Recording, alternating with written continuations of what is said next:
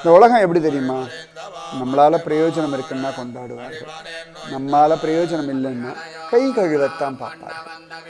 அது கணவனா இருந்தாலும் சரி, மனைவியா இருந்தாலும் சரி, அப்பா அம்மாவா இருந்தாலும் சரி, அண்ணன் தம்பியா இருந்தாலும் சரி, பெத்த பிள்ளையா இருந்தாலும் சரி, யாரா இருந்தாலும் சரி. அதனால எப்பொழுதுமே உங்க உடம்ப ஆரோக்கியமா வச்சுக்கோங்க. சரியா?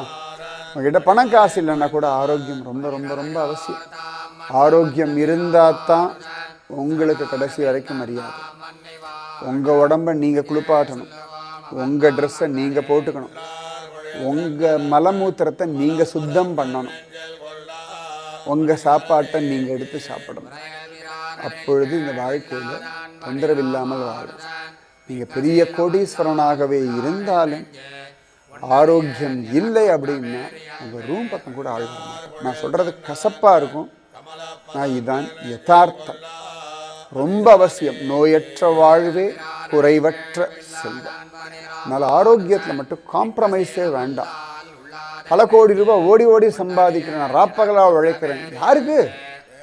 சரி, ராப்பகலாக சம்பாதிச்சு கோடி கோடியாக சம்பாதிச்சு ஏசி வச்சுக்கலாம், பெரிய கார் வாங்கலாம், அந்த கார் வைக்கிறதுக்கு பெரிய வீடு வாங்கலாம்.